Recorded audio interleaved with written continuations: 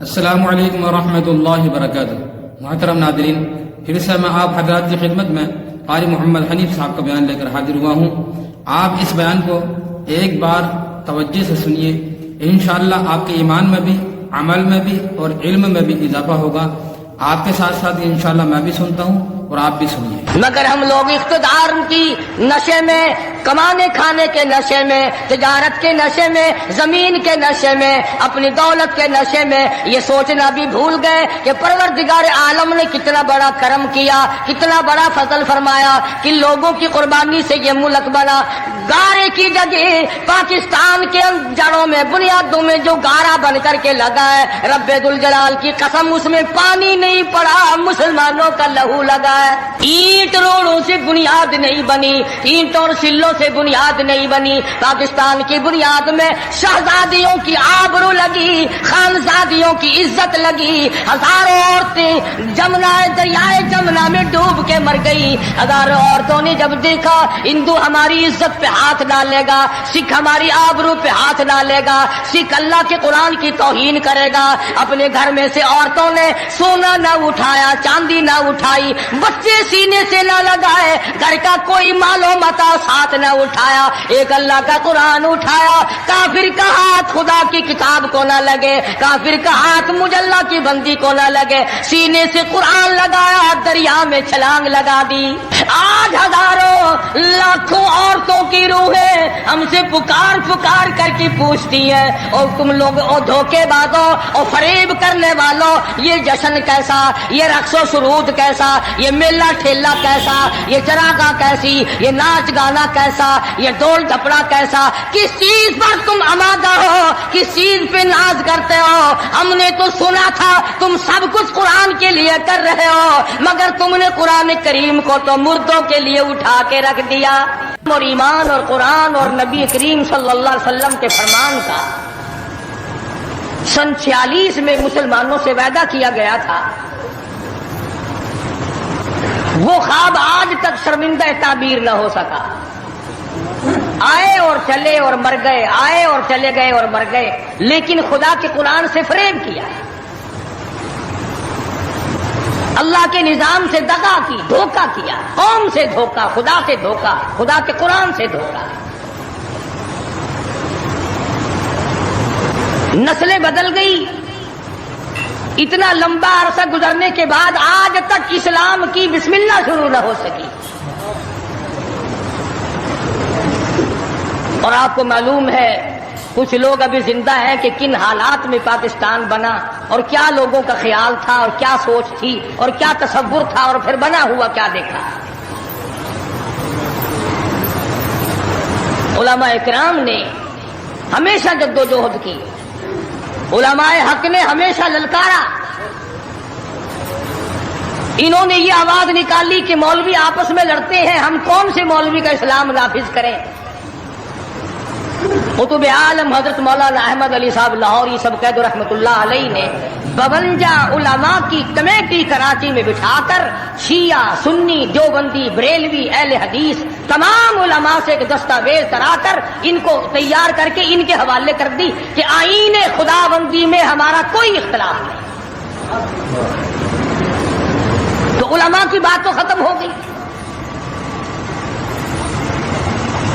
اب رہی بات یہ کہ وہ کون لوگ تھے جنہوں نے پاکستان بنایا اور کس طرح سے یہ ملک بنا۔ پیسے سے نہیں بنا، ان سرمایہ داروں اور ذمہ داروں سے نہیں بنا،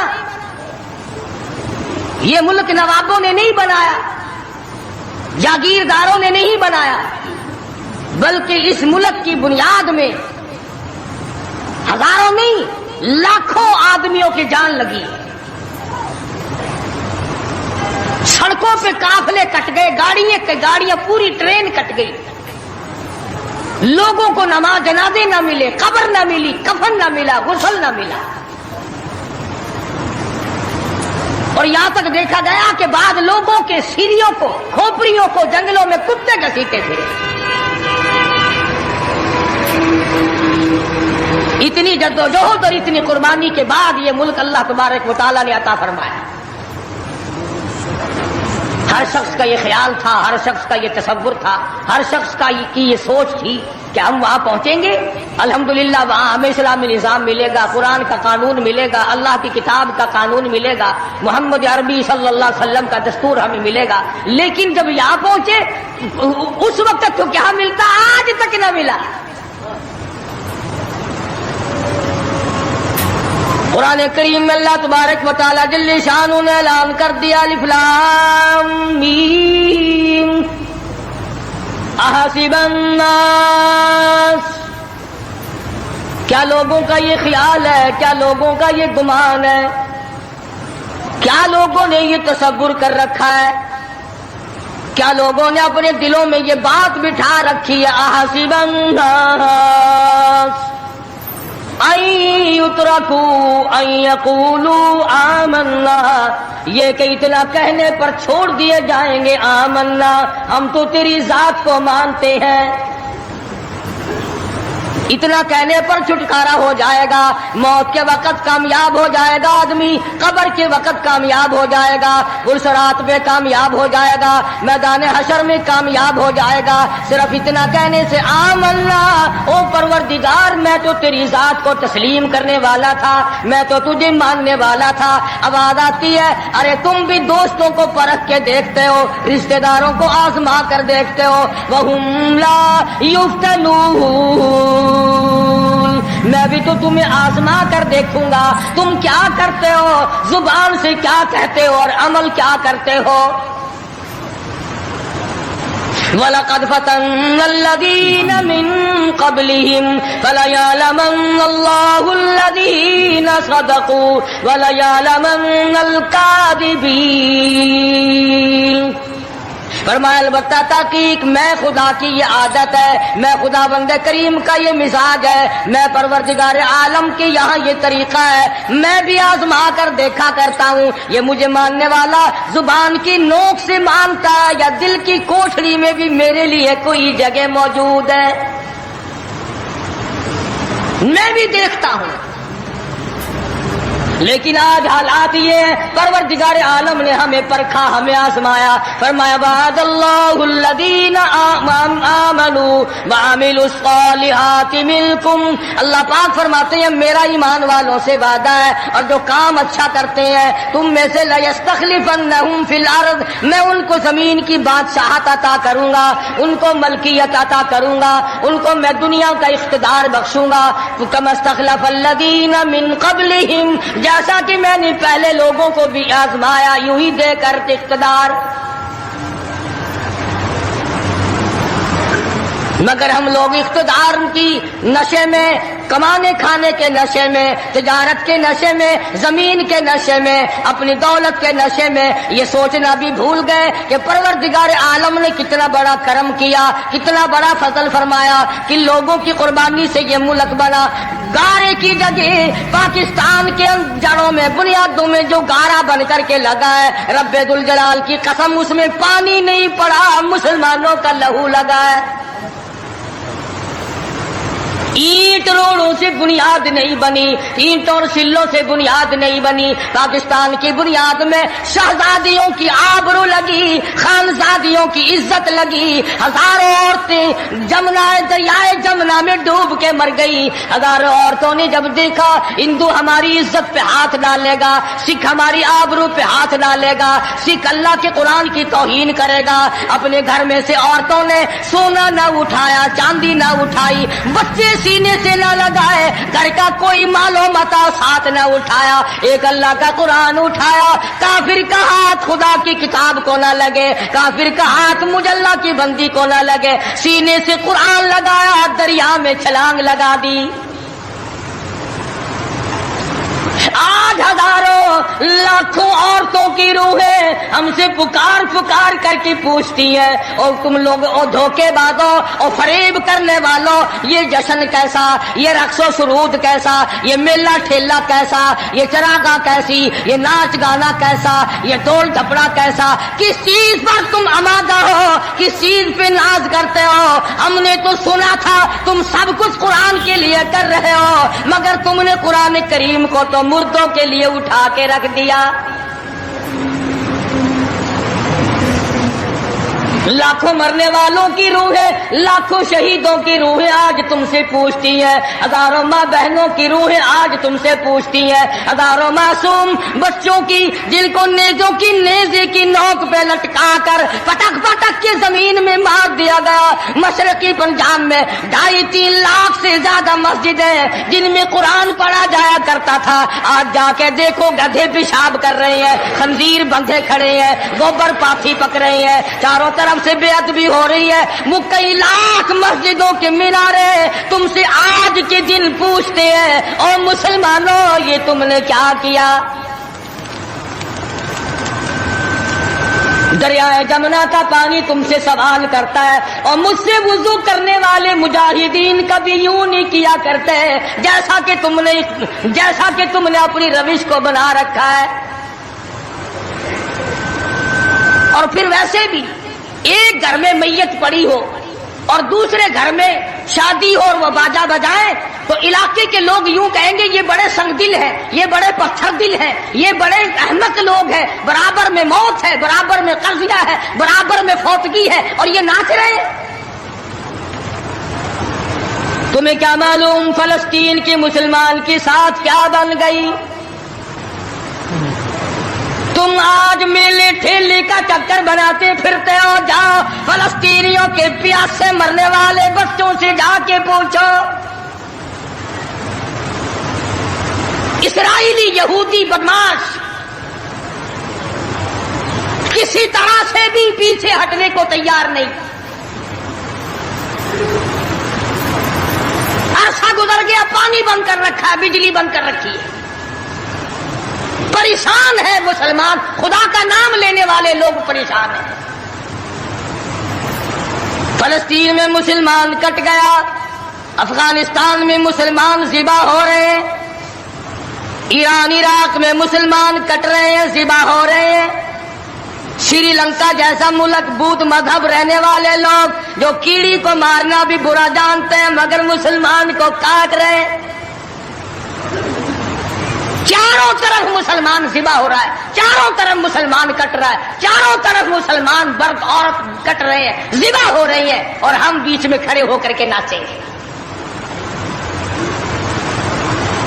کھیل تماشا اس قوم کا مزاج نہ بناؤ، تماشا دیکھنے والوں تماشا خود نہ بن جانا۔ امام الانبیاء محبوب کبریا حضرت محمد مصطفیٰ صلی اللہ تعالی علیہ وسلم نے ارشاد فرمایا، او لوگو، جب کوئی قوم کھیل تماشے میں پھنس جاتی ہے، جب کوئی قوم گانا بجانا اپنی زندگی کا محور بنا لیتی ہے، پھر اس قوم کو زمین پہ بسنے کا حق نہیں رہتا، وہ قوم زمین میں دس جانی چاہیے۔ ایک مر رہا ہے اور ایک رنگریلیاں منا رہا ہے۔ راولپنڈی کے شہری لوگ تنگ، 26 فٹ پانی شہر کی گلیوں سے گزر گئے، کیمپوں میں لوگ پڑے ہیں، تنگ ہیں، مکانات بے شمار منہدم ہو گئے، اور ہم 2 جھنڈی مجھے بھی دینا بھائی، میں نے بھی اپنے سر پہ لگانی ہے،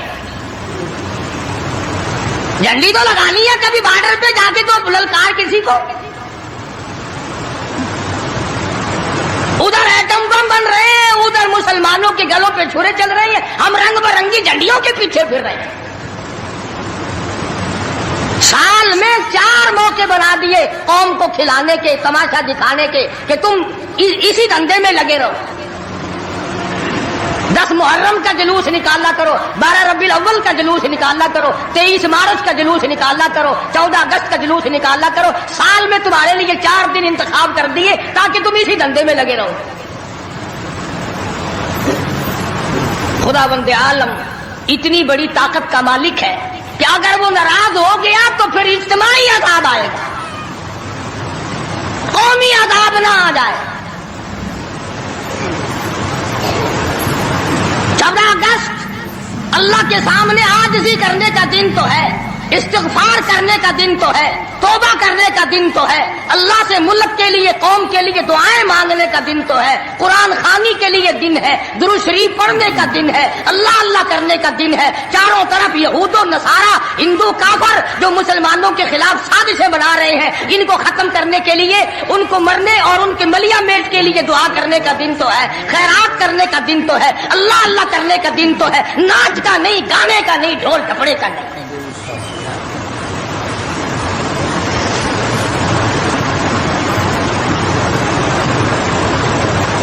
ترقی اس کا نام نہیں کہ فلاں جگہ اونٹوں کی دوڑ ہو گئی، فلاں جگہ گھوڑوں کی دوڑ ہو گئی، فلاں جگہ لوگوں کی دوڑ ہو گئی اور فلاں جگہ چھوکروں کی دوڑ ہو گئی۔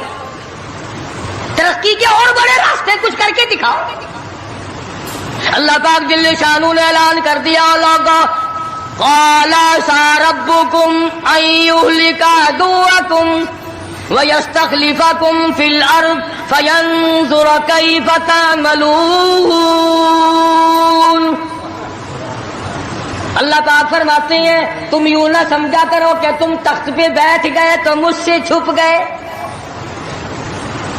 شہنشاہ، ملک کے مالکوں، تخت و تاج کے مالکوں، یہ نہ سوچا کرو کہ یہاں بیٹھ کر اب خدا کی نظر ہم پہ نہیں پڑتی۔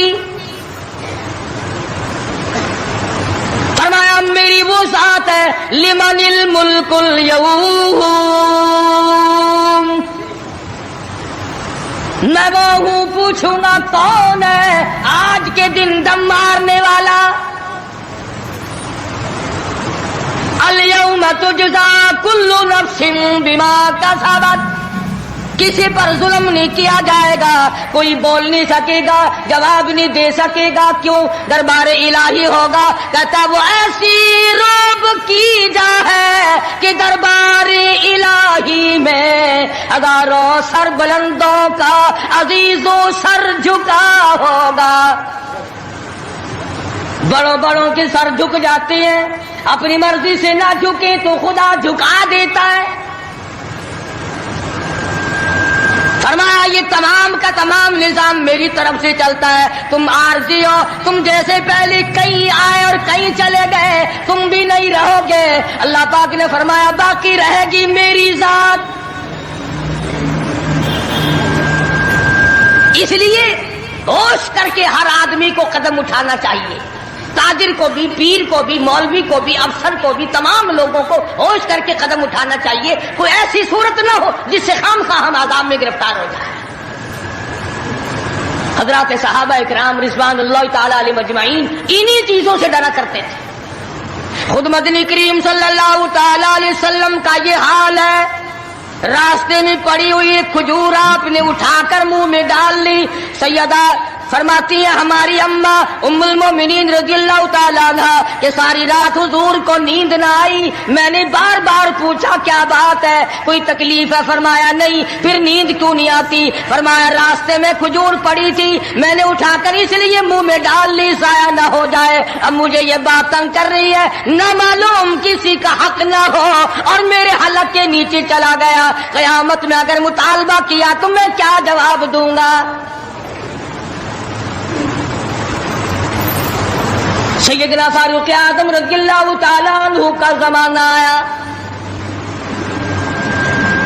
آپ نے اہل مدینہ کو اکٹھا فرمایا اور فرمایا کہ تم جانتے ہو میں تجارت کرتا تھا اور آج تم نے مجھے ایک کام میں مشغول کر دیا خلافت کے، اب میرے گزر اوقات کی کیا صورت ہوگی؟ تو تمام صحابہ کرام نے، اہل مدینہ نے یہ فیصلہ کیا کہ متوسط درجے کا جو کھانا ایک عام آدمی کھا سکتا ہے اتنا وظیفہ مقرر ہو جائے۔ چنانچہ فاروق اعظم رضی اللہ تعالیٰ عنہ کا وظیفہ مقرر ہو گیا۔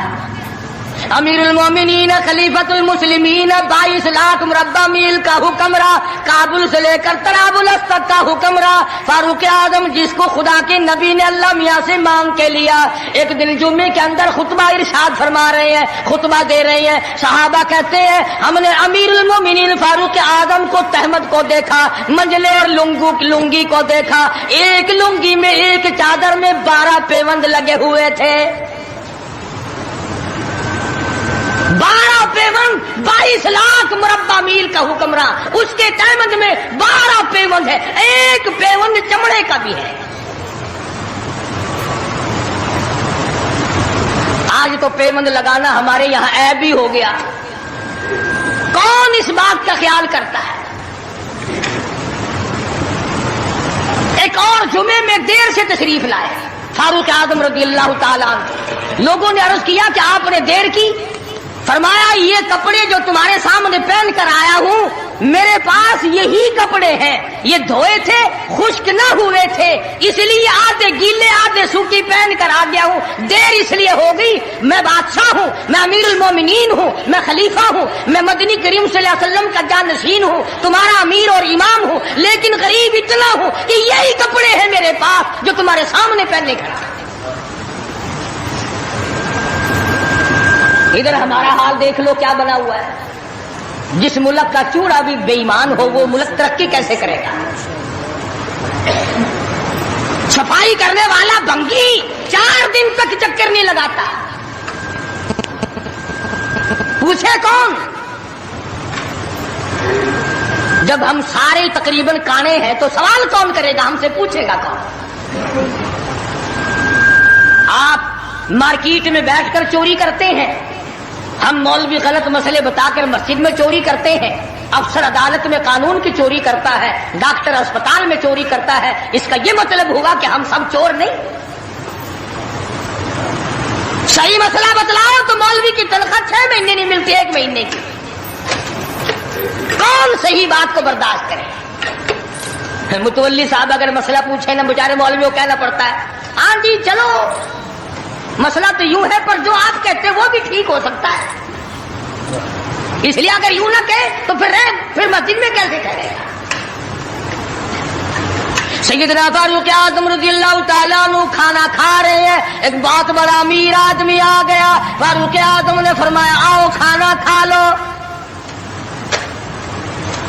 انہوں نے کھانا کھانا شروع کر دیا، صحابی ہے وہ بھی، امیر آدمی ہے صحابی، فاروق کے دسترخوان سے لقمہ اٹھا کر جب منہ میں ڈالا، قسم کھا کر کہتا ہے بغیر چھنے ہوئے آٹے کا لقمہ تھا، جو کی روٹی تھی، چبا چبا کر تھک گیا مگر وہ حلق سے نیچے نہیں جاتا تھا۔ امیر المومنین کا کھانا ہے، بادشاہ وقت کا کھانا ہے، نبی کے جانشین کا کھانا ہے۔ انہوں نے کہا اے فاروق چھنا ہوا آٹا بھی تو آپ کھا سکتے ہیں، ایسا کیا عذاب آ گیا کہ چھنے ہوئے آٹے کی روٹی نہیں کھائی؟ تو فوراً بول اٹھے اللہ کی کروڑ رحمت نازل ہو ان اللہ والوں پر، فرمایا بھائی کیا ہر مسلمان جو بھی لا الہ الا اللہ محمد رسول اللہ پڑھنے والا ہے ہر مسلمان کو چھنے ہوئے آٹے کی روٹی مل سکتی ہے؟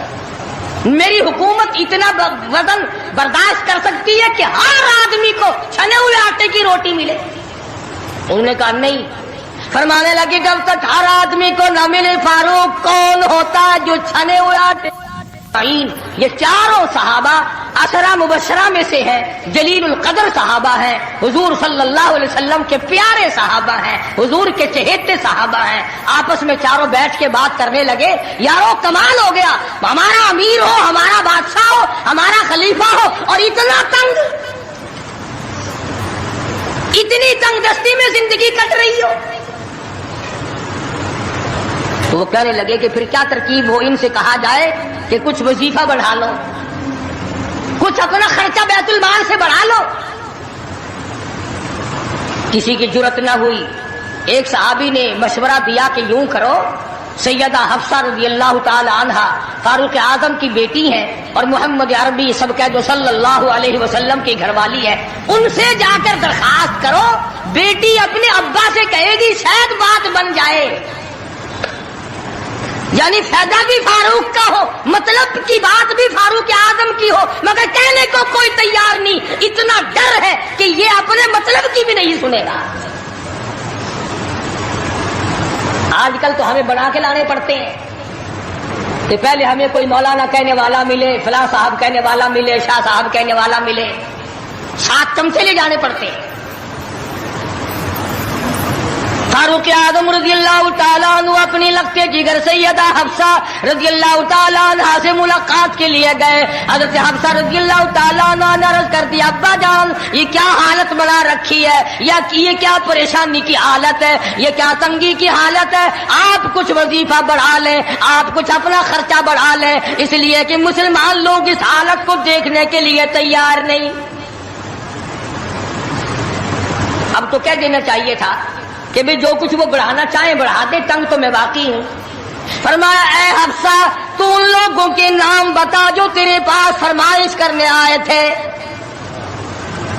اور فرمایا سب سے پہلے او حفصہ او میری لگتے جگر, اے میری بیٹی تیرے سامنے زندگی گزری ہے محمد عربی صلی اللہ تعالی علیہ وسلم کی, تو حضور اکرم صلی اللہ علیہ وسلم کا کھانا بتا.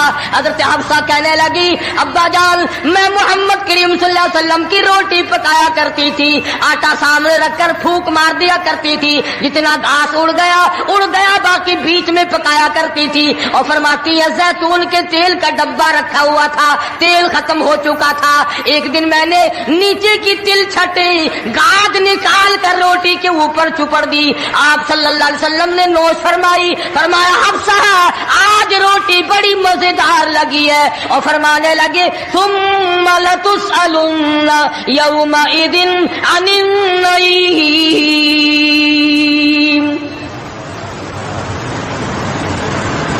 فاروق اعظم رضی اللہ تعالیٰ عنہ فرمانے لگے اے حفصہ میرے تیرے نبی نے میرے تیرے محبوب نے دنیا میں یہ کھانا کھایا ہو اور میں ان سے الگ کھانا تلاش کروں, میری ان کی ملاقات کیسے ہوگی.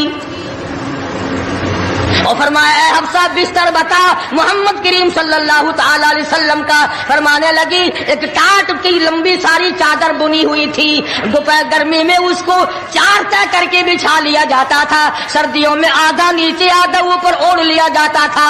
فاروق اعظم رونے لگے حفصہ محمد کریم صلی اللہ علیہ وسلم اس حالت میں رخصت ہو گئے. اور پھر آپ نے پوچھا اے حفصہ آخری وقت میں مدنی کریم صلی اللہ علیہ وسلم کے بدن مبارک پہ لباس کیسا تھا.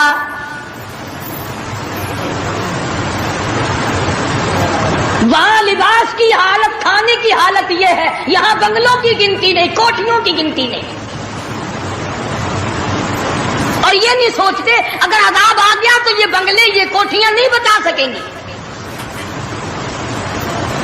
یہ رشوت بٹور کر کے محل بنانا یہ تو کبھی بھی کام نہیں آئے.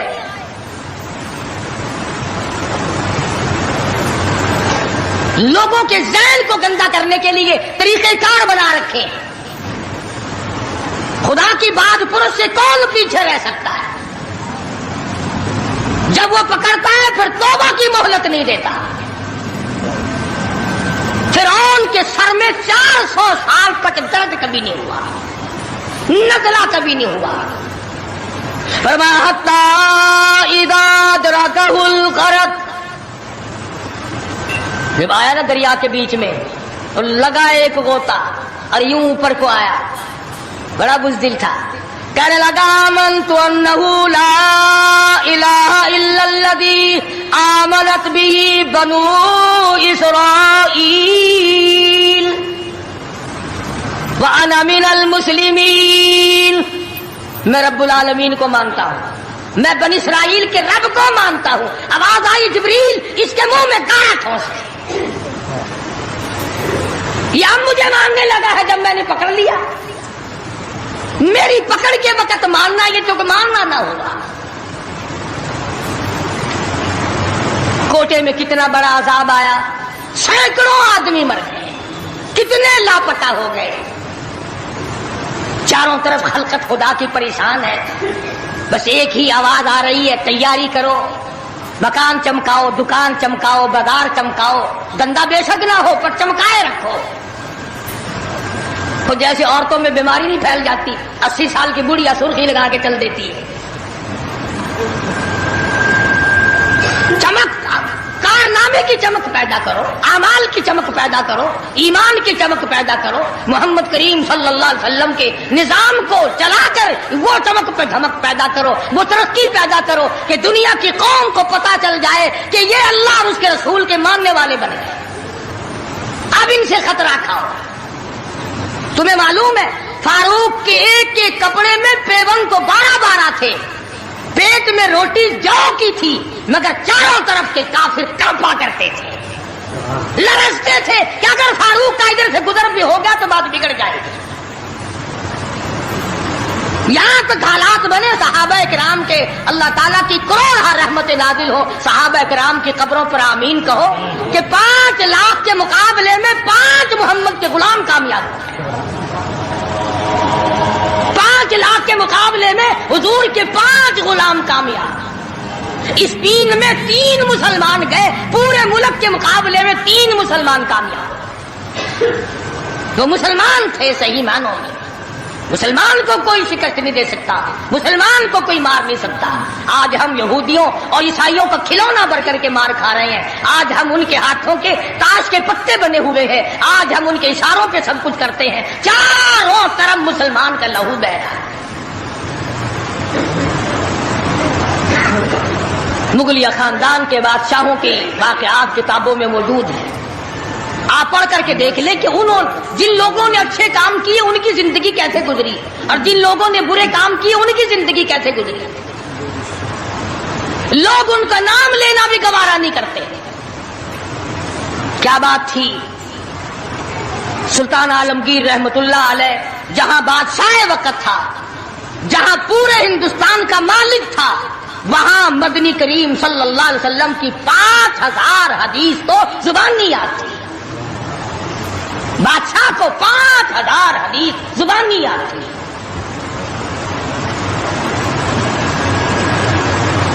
سلطان صلاح الدین خلجی رحمہ اللہ بادشاہ گزرا ہے، ہمارے یہاں عربی مدارس میں ہدایہ کتاب پڑھائی جاتی ہے 2 سال میں، پڑھنی آتی ہے سمجھی تو کیا جائے گی۔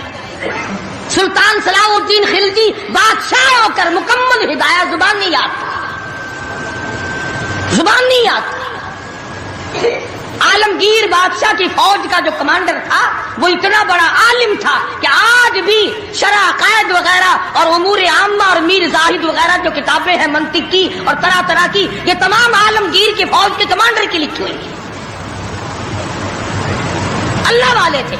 اور حد یہاں تک ہو گئی کہ مغلیہ خاندان کی ایک لڑکی ہے سلیمہ سلطانہ، اس نے قرآن مجید کی ترجمے کی تفسیر کی کتاب مانگی، ملا عبد القادر بدایونی انچارج ہے کتب خانے کا، کتاب گم ہو گئی تو لڑکی نے باپ سے لڑ کر جائیداد ضبط کرا دی کہ قرآن کی تفسیر کی کتاب کتب خانے سے کیوں گم ہو گئی۔ اتنا بڑا علم کا قدر تھا لوگوں کے دلوں میں، اور محمد کریم صلی اللہ علیہ وسلم کے دین کو لوگ بادشاہ مانا کرتے تھے، وزیر مانتے تھے، سفیر مانتے تھے، درویش و قلندر مانتے تھے۔ عوام کے تمام جذبات جو تھے وہ اسلام کے صحیح احساسات کے مطابق تھے۔ تو میں عرض کر رہا تھا یہ کسی کا گلہ نہیں، یہ کسی کا شکوہ نہیں، کسی کو گالیاں دینا مقصود نہیں۔ اگر اتنی بات کہہ دوں تو کوئی بے جانا ہوگا کہ حرف آئے نہ کہیں، حرف آئے نہ کہیں ان کی مسیحائی پر، حرف آئے نہ کہیں ان کی مسیحائی پر، اور درد اتنا تو نہ تھا تیری دوا سے پہلے۔ یہ تو بہت زیادہ کڑوی ثابت ہوئی تیری دوا، یہ تو پہلے درد سے بھی زیادہ درد ہو گیا، تو نے یہ کیسی دوا پلا دی۔ اور بڑا عجیب شعر یاد آیا، فرق ہے تیرا میرا، فرق یہ کہتا کہ تیرا پیام اور ہے میرا پیام اور ہے، تیرا پیام اور ہے میرا پیام اور ہے، عشق کے درد مند کا طرز کلام اور ہے، دیوانوں کی باتیں اور ہیں، تمہارا طرز زندگی اور ہے۔ ہم نے صحابہ سے طرز زندگی سیکھا، ہم نے محمد عربی صلی اللہ علیہ وسلم سے طرز زندگی سیکھا، ہم نے عمر بن عبدالعزیز سے طرز زندگی سیکھا، ہم نے سلطان عالمگیر سے سیکھا، سلطان صلاح الدین خلجی سے سیکھا، ہم نے شمس الدین التمش سے سیکھا، تم نے طرز زندگی انگریز سے سیکھا۔ کب تک انگریز کے ترقی کے وارث بنو گے؟ انگریز کا لعنتی قانون کیوں پیارا لگتا ہے؟ وہی رسم و رواج، وہی طریقہ کار، کچھ کم تو ہوگی، ورنہ اب بھی کئی لوگ گلے میں پھانسی لٹکا کے چلتے ہیں اور فخری انداز میں چلتے ہیں کہ میرے گلے میں پھانسی لٹکی ہوئی ہے۔ جو لباس یہودی کا ہے، جو لباس ایک عیسائی کافر کا ہے، وہ مسلمان کے لیے زیب نہیں، کامیابی کا ضامن نہیں ہو سکتا۔ 4 دن نماز کا مذاق اڑایا گیا تھا 2 سال پہلے، دفتروں میں صفیں بچی، لوٹے آئے، یار لوگ اٹھ کے چائے کے لیے جانے لگ گئے، ارے بھی آؤ نا نماز پڑھو، انہوں نے کہا یار تم پڑھو ہم ابھی آتے ہیں۔ 4 دن کی نماز، ورنہ قوم کی اقتصادی حالت، قوم کی اخلاقی حالت اور قوم کی نمازی حالت اگر ٹھیک ہو تو بزرگوں نے لکھا ہے کہ اس قوم کو کوئی نیچا دکھا ہی نہیں سکتا۔ 3 چیزیں پیدا کرو، قوم کی نمازی حالت سدھارو، قوم کی اخلاقی حالت سدھارو، قوم کی اقتصادی حالت سدھارو، اس قوم کو کوئی نیچا نہیں کر سکتا۔ جس قوم کے ہاتھ میں تلوار ہو اور سینے میں قرآن ہو اور بازو میں جان ہو، اس قوم کو کوئی نیچا نہیں کر سکتا۔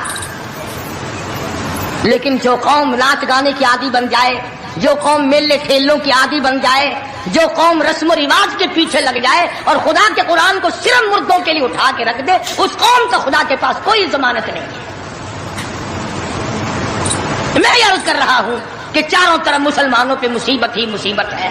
اپنے ملک میں بھی کوٹے میں، راولپنڈی میں، فلسطین میں، ایران عراق میں، افغانستان میں، سری لنکا میں، چاروں طرف مسلمانوں پر عذاب آیا ہوا ہے۔ تو ہمیں اللہ میاں سے ڈرنا چاہیے، ہمیں خوف کھانا چاہیے، ہمیں دعا مانگنی چاہیے، ہمیں سجدے میں پڑھ کے رونا چاہیے، ہمیں جھنڈیاں لگا کر ناچ نہیں کرنا چاہیے۔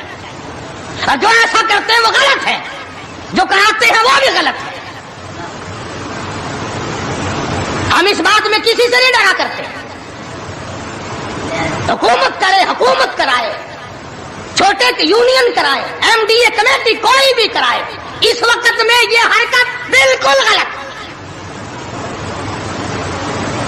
تم کو سکھایا کسی نے ہے یہ کہ قوم کو کھیل تیشے میں، کھیل تماشے میں پھنسا کر اپنا الو سیدھا کرنا چاہتے ہو؟ قوم کی نمازی حالت کو بہتر بناؤ، قوم کی اقتصادی حالت بہتر بناؤ، قوم کی اخلاقی حالت بہتر بناؤ، قوم کو سمجھاؤ کہ بہو بیٹی کی عزت ایک ہے، بہن بیٹی کی عزت ایک ہے، تم سب کی بہن ایک ہے، تم سب کی عزت اور آبرو ایک ہے، تمہارا خدا ایک ہے، تمہارا نبی ایک ہے، تمہارا کعبہ ایک ہے، تمہاری جلی اللہ پاک نے جنت ایک بنائی ہے اور ایک ایمان کا رستہ بنایا ہے۔ کسی سے دھوکہ کرنا، کسی سے فریب کرنا، کسی سے دغا بازی کرنا، لوٹ کھسوٹ مچانا، یہ طریقہ بالکل غلط ہے، اور فضول اور عبث اور ضائع کرنا۔ ویسے کہتے ہیں غریب ملک ہے جی، غریب ملک ہے جی، غریب ملک، یہ کروڑوں روپیہ غریب ملک کے پاس کہاں سے آ جاتا ہے ضائع کرنے کے لیے؟ ہم تو یہ کہیں گے کہ کل کو 14 اگست ہے، کل کو زیادہ سے زیادہ عبادت کرو، فلم نہ دیکھو، تلاوت کرو، استغفار کرو، اور وہ شہداء جنہوں نے 47 میں اپنی جانیں قربان کی، اپنی عزت قربان کی، اپنا سب کچھ قربان کر دیا، خدا کی قسم آج تک لوگ ایسے موجود ہیں 36 سال کے بعد بھی سیٹ نہ ہوئے۔ ان کی روحوں کو قرآن پڑھ پڑھ کر کے بخشو، ان کے لیے بخشش کی دعائیں کرو، خراج تحسین پیش کرو ان لوگوں کو جنہوں نے اس ملک کو حاصل کرنے کے لیے اپنی جان کا قیمتی نذرانہ پیش کیا۔ تمہارا کیا ہے؟ تمہارا تو ناخون بھی نہیں کٹا۔ ہاں، تمہیں کیا تکلیف پہنچی تھی ملک بنانے میں؟ کب تم بنانے والوں میں آگے آئے تھے؟ اب جو مرتا اخبار میں آ جاتا فلانا بھی تحریک پاکستان کا بانی تھا، ہم نے بانی دیکھے نہیں؟ عوام نے بنایا ہے، لوگوں نے بنایا ہے، اور لوگ ہی اس کی خیر خواہی کر سکتے ہیں۔ اور لوگوں کو چاہیے کہ ایک اور بات میری سن لو آخری، اگر یہ ملک نہ رہا تو پھر مسلمانوں کو روئے زمین پہ جگہ ملنی مشکل ہو جائے گی۔ جغرافیائی حیثیت سے اس کا محل وقوع ایسا ہے کہ یہ مسلمانوں کے پاس رہا تو چاروں طرف کے مسلمانوں کو ساتھ آئے گا، اور یہ بچے گا خدا کے قرآن کے صدقے میں، یہ بچے گا نبی کے لائے ہوئے فرمان کے صدقے میں۔ یہ ہماری کوششوں سے یا ہمارے ہے زیادہ ہتھیار بنانے سے نہیں بچتا ہے۔ تو اس لیے قرآن مجید کو جگہ دو، اسلام اور ایمان کو جگہ دو، قرآن ایمان کا جھنڈا بلند کرو، ایمان کا جھنڈا بلند کرو. آؤ 14 اگست کو مل کر سب دعا کریں کہ ہم آئندہ جھوٹ نہیں بولیں گے، ہم آئندہ رشوت نہیں لیں گے، ہم آئندہ کسی سے دغا نہیں کریں گے، ہم کم نہیں تولیں گے، ہم کم نہیں ناپیں گے، ہم ملاوٹ نہیں کریں گے، ہم غلط مسئلے بتا کر لوگوں کے ایمان کا بیڑا غرق نہیں کریں گے. پھر تو ہمارے لیے یہ بڑا بہترین دن ہے. اور اگر ہم ان تمام چیزوں میں سے کچھ بھی چھوڑنے کو تیار نہیں، پھر اس دن کی کوئی حیثیت نہیں، پھر کھیل تماشے کا دن ہے اور کچھ نہیں. خدا بند عالم نے صاف لفظوں میں فرما دیا کہ این یترکوا ان یقولوا آمنا، کہ صرف اتنا کہنے پر نجات نہیں ہے کہ اے خدا ہم تیرے ماننے والے ہیں، بلکہ اس کہنے کے بعد اس کے پورے فرمان کو ماننا پڑے گا.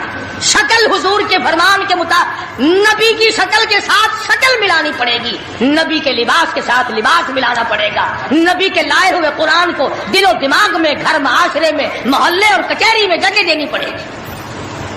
یہ کوئی طریقہ نہیں کہ آگے پیچھے سارے کام یہودیوں والے، عیسائیوں والے، جب کوئی مر جائے تو سارے مسلمان لاؤ قرآن پڑھو، قرآن پڑھو. تو قرآن بھی کہتا تو ہوگا کہ مرے بغیر میرا بھی کہیں ٹھکانہ ہی نہیں، جب کوئی مر جائے تو پھر راستہ ملتا ہے. تو ایسی صورت میں ہم مسلمانوں کو بڑا سوچ کے چلنا چاہیے. مسلمانوں اپنی تاریخ پڑھا کرو، احمد شاہ ابدالی کی تاریخ پڑھو، شہدائے بالاکوٹ کی تاریخ پڑھو، مغلیہ خاندان کے بہادروں کی تاریخ پڑھو کہ وہ کیسے لوگ تھے، عمر بن عبدالعزیز کی تاریخ پڑھو، سیدنا خالد بن ولید کی تاریخ پڑھو، سیدنا امام حسین رضی اللہ تعالیٰ عنہ کی تاریخ پڑھو، حضرت علی رضی اللہ تعالیٰ عنہ کی تاریخ پڑھو. ہمارے جو اسلاف تھے وہ بہت کچھ تھے، اور خدا کی قسم دنیا نے ان کو مانا ہے. تم بھی مان جاؤ کامیاب ہو جاؤ گے. پوری دنیا نے ان کو، جنہوں نے ان کی اقتدا نہیں کی، انہوں نے بھی مانا کہ صحیح یہ تھے، ہم غلطی پہ تھے. تو اگر ہم مان لیں گے تو الحمدللہ ہم کو بھی اللہ پاک کامیاب فرما دیں گے. تو میں نے یہ کچھ بغیر تیاری کا عرض کر دیا. جن لوگوں کو زیادہ شوق ہو 14 اگست کی کیسٹ سننے کا، پچھلے سال میں نے بہت کچھ بیان کر دیا تھا. یہاں بچوں کے پاس باہر 14 اگست کی کیسٹ بھی میں نے بھی پوچھا تھا. جس کو زیادہ شوق ہو 14 اگست کی کیسٹ سننے کا، وہ یہاں باہر سے لیتا جائے اور سوچ لے اور سمجھ لے اور یاد کر لے کہ پاکستان کیسے بنا، کن لوگوں نے بنایا، کون لوگ تھے بنانے والے. پاکستان بنانے والے یہ نہیں، جن کے سروں پہ ٹوپ رکھے ہوئے ہیں، یہ کہاں تھے بنانے والے؟ یہ جو آکڑے ہوئے پجامے پہنے پھرتے ہیں، انہوں نے کب بنایا؟ ہم تمام کے تمام لوگ جب اللہ پاک کی حضور میں دعا کریں گے، اللہ پاک مسلمان کی سنتا ہے. تو 14 اگست کی شوق والے، کیسٹ والے لوگ لے جائے، اور آخری جمعے کی الوداعی موت کا منظر جو کیسٹ ہے وہ بیوی بچوں کو اور گھروں میں اور رشتہ داروں اور عزیز و اقربا کو بڑی بہترین ہے. اللہ پاک ہدایت کے اسباب پیدا کر دے. اگر تیری کوشش سے ایک بیٹی کو نماز کی توفیق ہو گئی، خدا کی قسم کروڑوں روپیہ مل جائے تو اتنا کامیاب نہیں ہوتا. امام الانبیاء محبوب کبریا حضرت محمد مصطفیٰ صلی اللہ تعالی علیہ وسلم نے فرمایا، لو کان بعدی نبی لکان عمر، او کما قال النبی صلی اللہ تعالی علیہ وسلم. او لوگو، اگر میرے بعد کوئی نبی آنا ہوتا، اللہ کو کوئی پیغمبر اور بھیجنا ہوتا، تو میرے بعد فاروق اعظم رضی اللہ تعالیٰ عنہ نبی بن کر آتے. امیر المومنین خلیفۃ المسلمین سیدنا فاروق اعظم رضی اللہ تعالیٰ عنہ ان بہادر جوانوں میں سے ہے جن کا دبدبہ آج تک دنیا میں مانا جاتا ہے. اہل اسلام نے، مورخین نے تاریخ کی کتابوں میں لکھا ہے، اگر فاروق 1 سال اور زندہ رہ جاتے، دنیا میں کفر کا نام و نشان باقی نہ رہتا.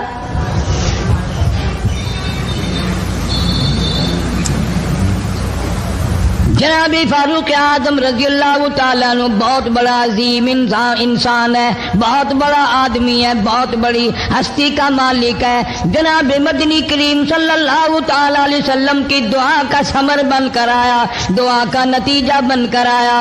ابراہیم علیہ السلام نے بیت اللہ کی تعمیر کرتے وقت دعا مانگی، بیت اللہ بناتے وقت دعا مانگی، امام الانبیاء صلی اللہ علیہ وسلم کو مانگا، گویا خلیل اللہ نے حبیب اللہ کو مانگا. مانگا، خلیل کی دعا کا ثمر، خلیل کی دعا کا جواب، خلیل کی دعا کا نتیجہ کم سے کم 4000 سال بعد آیا۔ کالی کملی والے صلی اللہ علیہ وسلم نے جو فاروق اعظم کے لیے جھولی پھیلائی، ادھر جھولی پھیلائی، ادھر فاروق اعظم سامنے کھڑے تھے۔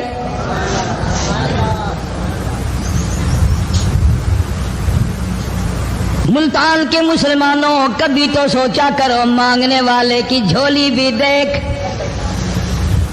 مانگنے والا کوئی عام آدمی نہیں، کوئی بادشاہ نہیں، کوئی فقیر نہیں، کوئی پیر نہیں، کوئی مولوی نہیں، کوئی عام آدمی نہیں۔ مانگنے والے کو بھی دیکھ، مانگنے والے کی جھولی کو بھی دیکھ، اور دینے والے رب العالمین کے خزانے کو بھی دیکھ، اور آنے والے فاروق اعظم کو بھی دیکھ۔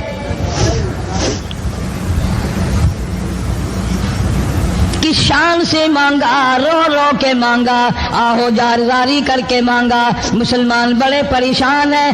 سرزمین عرب میں، مکے کی سرزمین پہ مسلمانوں کی تعداد بڑی مختصر ہے۔ مورخین نے لکھا ہے فاروق اعظم رضی اللہ تعالیٰ عنہ کی تشریف لانے والے دن تک مسلمانوں کی تعداد صرف 14 تھی۔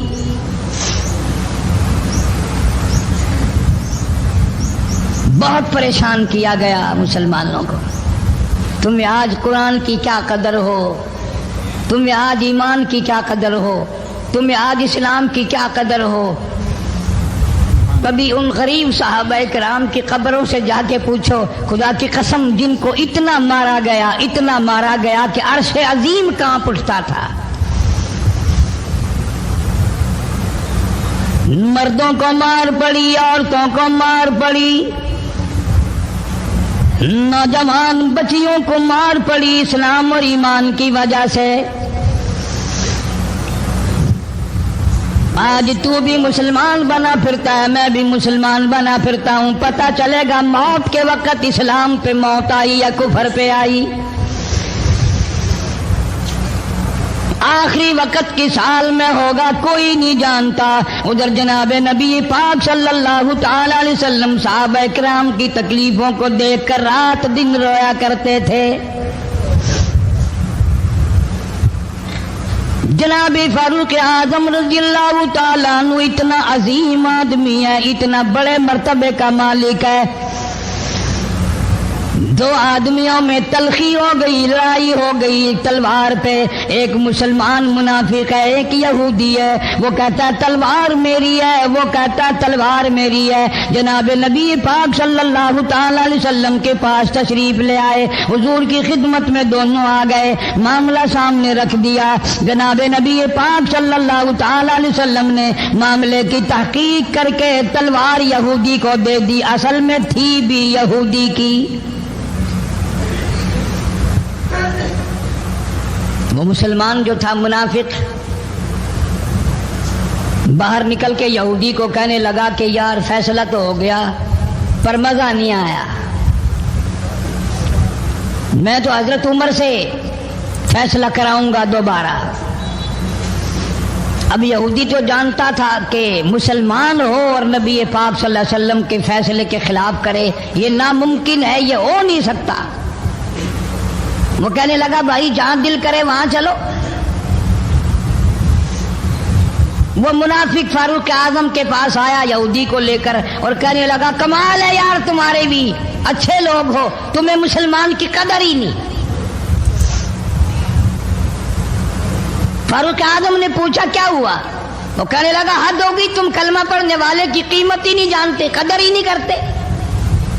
اس نے کہا بھائی ہوا کیا؟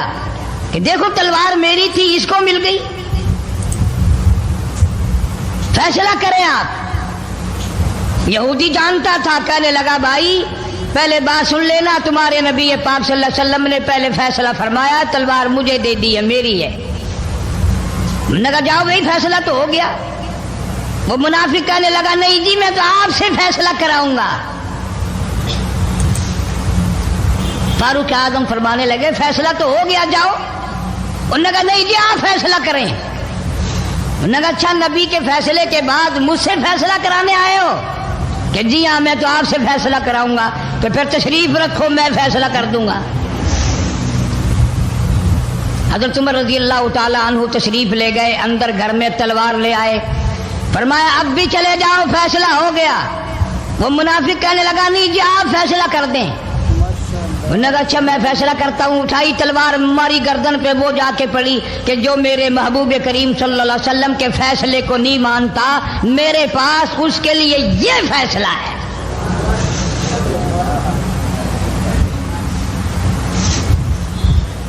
اب وہ منافق تو مر گیا، اب مدینے میں اور منافق بھی جتنے تھے شور مچ گیا، ہائے ہائے ابدال مار دیا، ہائے ہائے غوث مار دیا، بڑا نیک تھا، بڑا تہجد گزار تھا، بڑے سجدے کرنے والا تھا، بڑا یوں تھا اور بڑا یوں تھا، شور مچ گیا۔ اور یہ سارے کے سارے نبی پاک صلی اللہ علیہ وسلم کی خدمت میں حاضر ہوئے۔ انہوں نے کہا جی بدلہ دلواؤ، ظلم کر دیا فاروق اعظم کے بارے میں کہا۔ آپ صلی اللہ علیہ وسلم نے معاملے کی تحقیق فرمائی تو آپ نے فاروق اعظم رضی اللہ تعالیٰ عنہ کو بلوایا اور فرمایا معاملہ کیا ہے؟ تو فاروق اعظم نے فرما دیا جی آپ کے فیصلے کے بعد یہ میرے پاس فیصلہ کرانے جو آئے، اس کے لیے میرے پاس جو تیرا فیصلہ نہ مانے، میرے پاس اس کے لیے یہی فیصلہ ہے، اور کوئی فیصلہ کرانے کے لیے آ کے دیکھے یہی فیصلہ کروں گا۔ اب وہ منافق تو ہوتا ہی بے ایمان ہے، وہ مکر گئے۔ انہوں نے کہا نہیں جی ہم میں سے کوئی فیصلے کے لیے گیا ہی نہیں، میں تو بیچارہ نماز پڑھ کے اللہ اللہ کرتا ہوا جا رہا تھا اور خم مار دیا یوں ہی، کوئی جھگڑا نہیں، کوئی لڑائی نہیں، کوئی فساد نہیں، کوئی فتنہ نہیں، یوں ہی مار دیا بیچارہ، ہائے قرآن پڑھتا ہوا مار دیا، ہائے اللہ اللہ کرتا ہوا مار دیا۔ اب ضرورت پڑی گواہ کی کہ بھی اس بات کا گواہ کون ہے کہ یہ دوبارہ فیصلہ کرانا چاہتا تھا۔ منافق جھوٹ بولنے میں کوئی سانس خالی نہیں جانے دیتا۔ ارشاد فرمایا مدنی کریم صلی اللہ تعالی علیہ وسلم نے لوگوں منافق کی 3 نشانیاں، منافق کی 3 پہچان ہے، منافق کی 3 عادتیں ہیں۔ اذا حدث کذب، جب بھی بات کرے گا جھوٹ بولے گا۔ اذا وعد اخلف، وعدہ کرے گا اس کے خلاف کرے گا۔ امانت میں خیانت کرے گا، بات کرے گا تو جھوٹ بولے گا، وعدہ کرے گا اس کے خلاف کرے گا۔ امانت رکھ دی جائے اس میں ضرور بے ایمانی کرے گا، وعدے کے خلاف کرے گا، جھوٹ بولے گا۔ جناب نبی پاک صلی اللہ تعالی علیہ وسلم نے فاروق اعظم سے فرمایا گواہ لے آؤ۔ فاروق اعظم رضی اللہ تعالیٰ عنہ نے عرض کیا یا رسول اللہ صلی اللہ علیہ وسلم میرے پاس گواہ کہاں ہے؟ یہ آئے تھے، میں نے وہاں کوئی پارٹی بٹھا رکھی تھی یا کوئی مسجد کا معاملہ تھوڑا ہی ہے جو نمازی گواہ مل جائیں، گواہ کوئی نہیں۔ جناب مدنی کریم سب کہہ دو صلی اللہ تعالی علیہ وسلم کو تشریف آوری، تشویش ہوئی، پریشانی ہوئی، اب کیا بنے؟ فاروق اعظم کے پاس گواہ کوئی نہیں، معاملہ قتل کا ہے، معاملہ آدمی کا ہے۔ اللہ پاک جل شانہ کا دریائے کرم جوش میں آیا، آواز آئی فلا وربک۔ کاش مسلمانوں تم قرآن کریم کا انداز سمجھتے، تمہیں قرآن کے ربط ضبط کا پتہ ہوتا، تمہارے دل میں یہ یقین ہوتا کہ جیسے انگریزی سے نوکری مل جاتی ہے، عربی پڑھنے سے جنت مل جائے گی، ذرا برابر بھی یقین ہوتا تم اس آیت کو پڑھ کر مر جاتے۔ تمہارے یہاں کچہریوں میں دستور ہے گواہی دینے سے پہلے حرف اٹھایا جاتا ہے، جو کہوں گا سچ کہوں گا، اگرچہ سچ وہ ہماری عدالتوں میں پھر بھی سچ نہیں کہتا۔ سچ کہلوانے والے سچے نہیں، سچ کہنے والا سچا نہیں۔ جس کی عدالت میں کہا جا رہا ہے عدالت سچی نہیں، غلط حلف نامے استعمال کیے جاتے ہیں۔ اللہ پاک جل شانہ کی بے نیازیوں کے قربان جاؤں، گواہی بعد میں دی، حلف پہلے اٹھایا۔ فرمایا فلا ربک، مجھے اپنی کبریائی کی قسم اور میرے محبوب مجھے تیرے رب کی قسم، لا یؤمنون، ہرگز ایماندار نہیں، ہرگز مومن نہیں، ہرگز ایمان والا نہیں، ہرگز کلمے والا نہیں، ہرگز اسلام والا نہیں، لا یؤمنون حتی یحکموک فیما شجر بینہم ثم لا یجدوا فی انفسہم حرجا مما قضیت ویسلموا تسلیما۔ قرآن کریم میں اللہ پاک فرماتے ہیں مجھے تیرے رب کی قسم میں گواہی دیتا ہوں وہ آدمی ایماندار ہو ہی نہیں سکتا، وہ ایمان والا بن ہی نہیں سکتا، وہ کلمے والا ہو ہی نہیں سکتا، اسلام والا ہو ہی نہیں سکتا جو میرے محبوب تیرے فیصلے کو نہ مانے، جو تیرا فیصلہ ٹھکرا دے، جو تیرے فیصلے کو تسلیم نہ کرے۔ میں خدا عدالت میں گواہ بن کر آیا، میں گواہی دینے کے لیے آیا ہوں، وہ ایماندار ہی نہیں جو کالی کملی والے صلی اللہ تعالی علیہ وسلم کے فیصلے کو نہ مانے۔ الہ العالمین زبان سے مان لے، اوپر اوپر سے تسلیم کر لے، اندر دل میں کھوٹ رکھے، اچھا نہیں ہوا، صحیح نہیں ہوا، میرا حق مارا گیا، یہ اچھا اسلام ہے، یہ اچھا قرآن ہے، یہ اچھی عدالت ہے۔ اللہ پاک نے گواہی دے دی، فرمائی زبان سے 1000 مرتبہ مانے، لا یجدو فی انفسہم حرجا مما قضیت ویسلموا تسلیما۔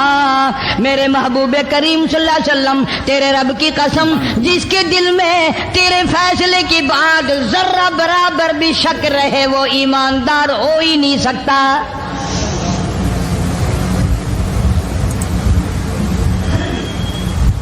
ہم سوچیں تو صحیح کتنے فیصلے آج ہم اللہ کی عدالت اللہ کے حکم کے مطابق کرتے ہیں۔ فیصلہ کرنے والا بھی اسلام کے مطابق فیصلہ نہیں کرتا، فیصلہ ماننے والا بھی اسلام کے مطابق فیصلہ نہیں مانتا۔ آپ کے سامنے ہے جو کچھ اس کائنات میں ہو رہا ہے۔ جناب فاروق اعظم رضی اللہ تعالیٰ عنہ اس حالت میں تشریف لائے، امام الانبیاء محبوب کبریا حضرت محمد مصطفیٰ صلی اللہ تعالیٰ علیہ وسلم کی ذات اقدس ہے۔ دار ارقم میں نماز کے لیے وضو فرما رہے ہیں، نماز کی تیاری فرما رہے ہیں۔ فاروق اعظم ایمان لانے کے لیے تشریف لائے، حاضر خدمت ہوئے، کلمہ پڑھ کر مسلمان ہو گئے اور آپ نماز پڑھنے کے لیے کھڑے ہونے لگے۔ دار ارقم کے مکان میں اندر کوٹھڑی میں فاروق پوچھنے لگا میرے آقا یہ کیا کرنے لگے ہو؟ فرمایا عمر نماز پڑھنے لگا ہوں، رب کی عبادت کرنے لگا ہوں۔ فاروق اعظم نے پوچھا سارا جہان رب کی عبادت بیت اللہ میں کرتا ہے، خانہ کعبہ میں کرتا ہے، آپ یہاں چھپ کر کوٹڑی میں نماز پڑھتے ہیں؟ جناب مدنی کریم صلی اللہ تعالی علیہ وسلم کی آنکھوں میں آنسو آ گئے۔ فرمایا فاروق تیری قوم مجھے بیت اللہ میں نماز نہیں پڑھنے دیتی، سجدہ نہیں کرنے دیتی۔ اگلے دن میں نے نماز کا سجدہ کیا تھا بیت اللہ شریف میں، حرم محترم میں، خانہ کعبہ میں، میری پیٹھ پہ اونٹ کا سارا اوج لا کر رکھ دیا، میں سجدے سے سر نہ اٹھا سکا۔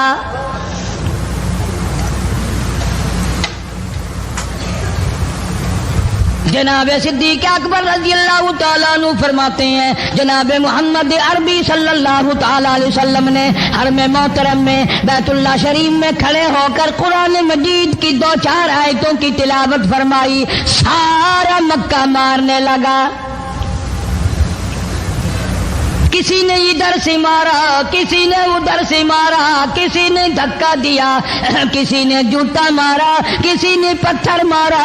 صدیق اکبر پہنچائے اور آپ نے آواز بھی لگا دی اتقتلون رجلا، تم اس آدمی کو قتل کیوں کرتے ہو جو اتنی بات کہتا آئی یقول ربی اللہ،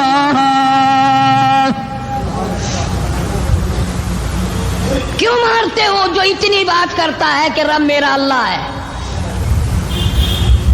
اس جرم میں مارتے ہو۔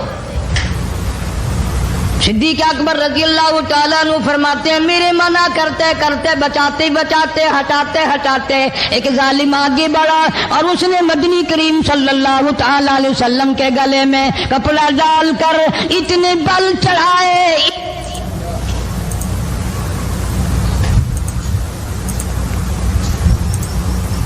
ایک اور کمینے نے آگے بڑھ کر محمد عربی صلی اللہ تعالی علیہ وسلم کے گلے میں کپڑا ڈال کر اتنا زور سے جھٹکا مارا حضور کے منہ مبارک میں جھاگ آ گئے۔ اللہ استغفر اللہ۔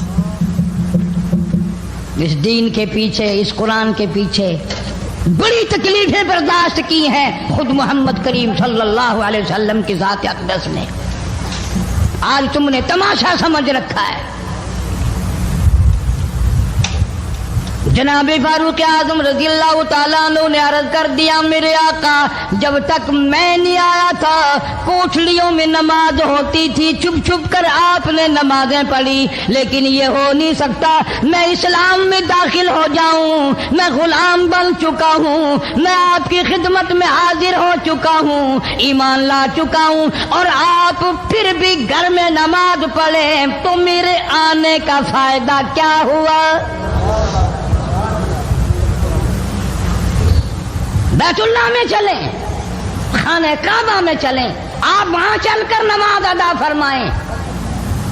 عمر تیری قوم مارے گی، ہماری تعداد بڑی ہے، بہت تھوڑی ہے، ہم بڑے کمزور ہیں، مارتے ہیں، میرا گلا گھونٹا گیا، میری پیٹھ پہ اونٹ کا سارا اوج لا کے رکھ دیا گیا۔ خطاب کا بیٹا کہتا ہے آقا سب کچھ ہوا، خود دیکھا اور خود کیا، سب کچھ سنا، سب کچھ ہوا، لیکن یہ سارے معاملات میرے آنے سے پہلے تھے۔ میرے آقا اب چلو بیت اللہ میں نماز آپ پڑھیں، میں جانوں سارا مکہ جانے۔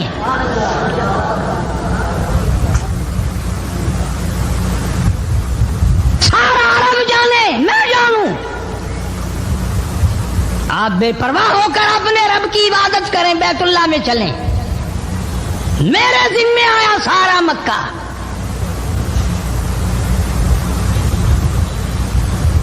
آپ لوگ تو یہ نقطے سمجھیں گے ہی نہیں۔ چاہیے یہ تھا کہ حضور کریم صلی اللہ علیہ وسلم فرماتے چلو ابھی تو مسلمان ہوا ہے، ایک ہفتہ تو ٹھہر جا پھر چلیں گے، ہم تجھے بھی دیکھ لینا کتنے پانی میں ہے، تجھے بھی دیکھ لینا کتنے پانی میں ہے۔ نہیں، فاروق اعظم کی زبان پر حضور کو اتنا اعتبار تھا، اسی وضو سے اسی وقت بیت اللہ میں تشریف لے گئے۔ تجھے 7 سال ہو گئے کلمہ پڑھتے پڑھتے، تیرے کلمے کا کچھ نہ بنا، تیرے دین کا کچھ نہ بنا، تیرے ایمان کا کچھ نہ بنا، تیری چٹی داڑھی ہوگی پڑھتے پڑھتے، نہ معلوم مرتے وقت کفر پہ مرے گا یا کلمے پہ مرے گا۔ لیکن فاروق کو کلمہ پڑھے ہوئے 2 منٹ نہیں ہوئے، کالی کملی والے کو اس کے کلمے پہ کتنا بڑا یقین ہے، فوراً بیت اللہ میں تشریف لے گئے۔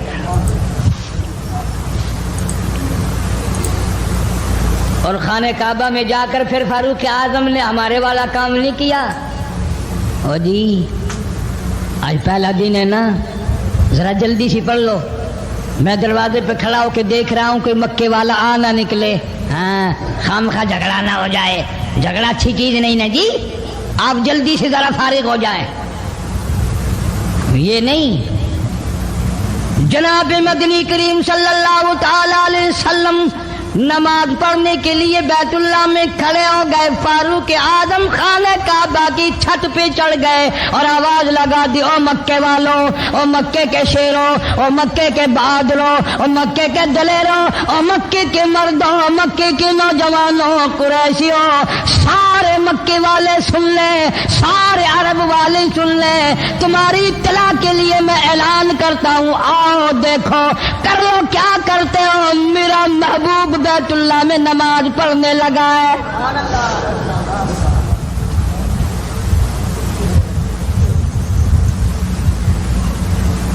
صرف یہی نہیں، آواز لگا دی مکے والوں، جس نے اپنی بیوی کو بیوہ بنانا ہو سامنے آ جائے، جس نے اپنے بچوں کو یتیم کرانا ہو سامنے آ جائے، جس نے اپنے گھر کو اجاڑنا ہو فاروق کے سامنے آ جائے۔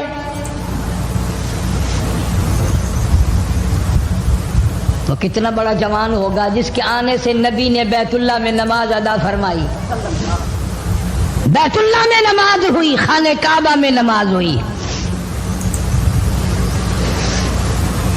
کتنا بڑا منصف، کتنے بڑے عدل کا مالک، بیت المقدس کو فتح کرنے کے لیے لڑائی نہیں کرنی پڑی، انصاف کام آ گیا، آگے بڑھ کر چابیاں حوالے کر دی۔ تو پہلے بتاؤ کہ تم مسلمان بھی ہو کہ نہیں؟ مسلمان یوں ہوا کرتے، آنکھ مسلمان والی نہیں، زبان مسلمان والی نہیں، ہاتھ مسلمان والا نہیں، دل مسلمان والا نہیں، نیت مسلمان والی نہیں، یہ مسلمانی ہے؟ صحابہ اکرام رضوان اللہ تعالی علیہ مجمعین، اللہ تعالیٰ کی کروڑا رحمت نازل ہو حضرات صحابہ اکرام کی قبروں پہ۔ دربار رسالت ہے، سب کہہ دو صلی اللہ علیہ وسلم۔ سبحان اللہ، کتنے خوش نصیب تھے وہ لوگ جو محمد کریم صلی اللہ علیہ وسلم کی مجلس میں بیٹھا کرتے تھے۔ کانوں میں آواز آتی تھی مصطفیٰ کریم کی، دیدار ہوتا تھا امام الانبیاء کا۔ کتنے خوش نصیب تھے یہ لوگ۔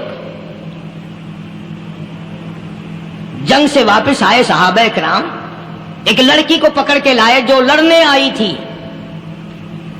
کفار کے ساتھ مل کر مسلمانوں کا مقابلہ کرنے آئی۔ میدان جہاد میں سے صحابہ کرام پکڑ کے لائے، قیدی ہے، کافرہ عورت ہے، غیر مسلم ہے۔ شہنشاہ کائنات حضرت محمد الرسول اللہ صلی اللہ تعالی علیہ وسلم کے دربار میں لا کے بٹھا دیا۔ ننگے سر ہے، ننگے منہ ہے، ننگے ہاتھ پیر ہیں۔ اللہ اکبر۔ کبھی آپ نے سوچا نہیں کہ تو کتنے بڑے نبی کا امتی ہے، کتنے بڑے سردار کا غلام ہے؟ رحمت والی چادر اتار کر فرمائی، او بلال یہ میری چادر لے لے، اس لڑکی کے سر پہ ڈال دے، پردہ کرا دے۔ عرض کیا گیا کسی کافر کی لڑکی ہے، یہودی کی لڑکی ہے، عیسائی کی لڑکی ہے، غیر مسلم کی لڑکی ہے، میدان جہاد سے گرفتار کر کے لائی گئی، قیدی لڑکی ہے، لڑنے آئی تھی، مارنے آئی تھی، اسلام کی دشمن ہے، دین کی دشمن ہے، قرآن کی دشمن ہے، مذہب کی دشمن ہے، خدا اور اس کے رسول کی دشمن ہے۔ اللہ تعالیٰ کے نبی حضرت محمد کریم صلی اللہ علیہ وسلم نے فرمایا، او لوگو ٹھیک ہے، لڑکی کافر کی ہے، کفر کی حالت میں پلی ہے، کفر پھیلانے آئی ہے، کفر کو بچانے آئی ہے، اسلام کا مقابلہ کرنے آئی ہے، اسلام کو مٹانے کے لیے آئی ہے، پر اے میرے دیوانوں یہ تو بتاؤ، اپنے باپ کافر کے دربار میں بھی ننگے سر بیٹھے اور میں کالی کملی والے کے دربار میں بھی ننگی بیٹھے۔ سبحان اللہ۔ پھر اس دربار میں اور میرے دربار میں کیا فرق ہوگا؟ وہ کافر کا دربار ہے، یہ شہنشاہ کائنات کا دربار ہے، رحمت للعالمین کا دربار ہے، ساقی کوثر کا دربار ہے، شافی محشر کا دربار ہے، اللہ کے محبوب کا دربار ہے، آمنہ کے در یتیم کا دربار ہے، فاطمہ الزہرا کے ابا کا دربار ہے۔ اور بلال جلدی کر، میرے دربار میں کافر کی بیٹی آئے، میں اس کا بھی پردہ کروں گا۔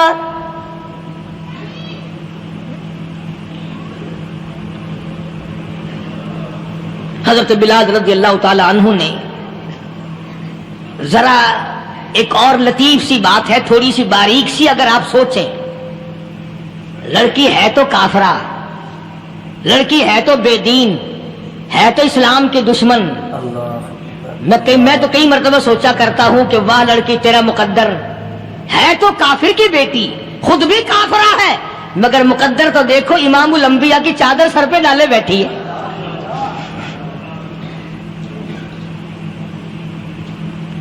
سوچیں یہ چیزیں، ہمارے دماغ یہاں تک کہاں رسائی کرے؟ میرا تو دل چاہتا اگر میں ہوتا اس کافر بیٹی کے ہی پاؤں دھو کر پی لیتا۔ تو ایڈی مقدروں والی، تو اینی خوش نصیب، ابھی قیدی بن کر آئی، ابھی ابھی ہاتھوں میں ہتکڑی تھی اور ابھی ابھی سر پہ رحمت دو عالم کی رحمت والی چادر ہے. اور پھر آپ نے پوچھا اب تو کیا چاہتی ہے, کیا چاہتی ہے؟ اللہ اکبر. کہنے لگی میرے گھر پہنچا دو, میں اپنے گھر جانا چاہتی ہوں. 2 نوجوان صحابہ کو بلایا, فرمایا کہ انسانی رشتے کا تقاضا ہے, لڑکی نے ہم سے پناہ مانگی اور اپنے گھر جانا چاہتی ہے, ہم نے اس کو معاف کر دیا, جاؤ گھر چھوڑاؤ. اب گھر پہنچانے کا مطلب یہ تو تھا نہیں کہ حسین گائی پہنچا دو, دولت گیٹ پہنچا دو, خدا جانے کتنی دور گھر ہوگا, لڑنے جو آئی تھی. یوں لکھا ہے علماء اکرام نے, ذرا توجہ کریں. اور سچی بات تو یہ ہے, اپنے دامن میں بھی ہاتھ مار کے دیکھو کہ ہم کیسے ہیں. محمد الرسول اللہ صلی اللہ علیہ وسلم کے 2 جوان دیوانے ساتھ ساتھ اس کے چلتے ہیں, ایک ادھر چل رہا ہے ایک ادھر چل رہا ہے. جنگل کا راستہ ہے, رات بھی راستے میں آئی ہے. نوجوان لڑکی کا بیان ہے, اپنے بھائی کو جا کے کہتی ہے یہ 2 نوجوان میری ساتھ راستہ چلتے آئے, میری ساتھ سفر طے کرتے آئے, پر اے میرے بھائی جان, رب کائنات کی قسم مجھے تو یوں معلوم ہوتا تھا دونوں اندھے چل رہے. مجال ہے میری طرف نظر اٹھائی ہو, یہاں تو رکشے والے کا داؤ لگ جائے وہ بعد نہیں آتا, ٹانگے والے کا داؤ لگ جائے وہ بعد نہیں آتا, اور پیر صاحب تو اپنے یہاں سے خشک جانے کیسے دیں گے؟ کیوں جانے دیں, کیا مطلب؟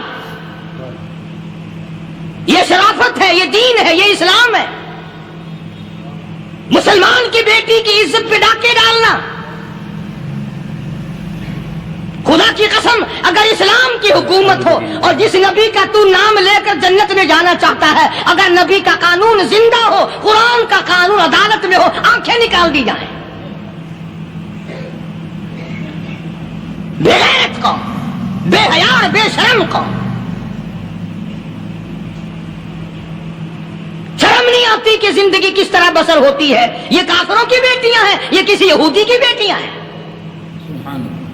چکلے چل رہے ہیں, بدماشی کے اڈے چل رہے ہیں, سب کو پتا ہے, افسروں کو پتا ہے, چھوٹے بڑوں لیڈروں کو پتا ہے. کون روکے, کس لیے روکے؟ پھر یاد رکھو بات محمد کریم صلی اللہ علیہ وسلم کی, فرمایا جس ملک میں جس شہر میں زنا ہوگا, اللہ کے نبی نے فرمایا وہ جس دن برباد ہوگا آواز بھی نہیں آئے گی.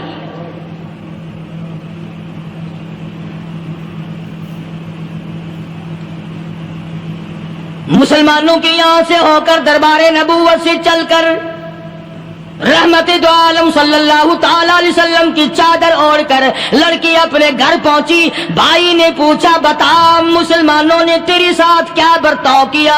مسلمان تجھے پکڑ کے لے گئے تھے, اتنی خوبصورت ہے تو, ایسی حسینہ ہے, شباب تیرا, حسن تیرا, جمال تیرا, شکل و صورت نرالی, نقش نرالے, آنکھیں تیری نرالی, چہرہ تیرا نرالا, لب تیرے نرالے, قد و قامت تیری نرالی, حسن تیرا شان والا, جوانی شباب ہے. بتا مسلمانوں نے تیری ساتھ کیا گزری؟ رونے لگی اور کہنے لگی تو میرا ماں جایا بھائی ہے, پر میں کیا بتاؤں, زمین و آسمان کے مالک کی قسم, سمندروں کے پیدا کرنے والے کی قسم, درختوں کی پتی پیدا کرنے والے کی قسم, ان پہاڑوں اور زمین کے ذرات کو پیدا کرنے والے کی قسم, جو میری عزت کی حفاظت محمد کے غلاموں نے کی ہے, وہ تو ماں جایا بھائی بھی نہیں کر سکتا.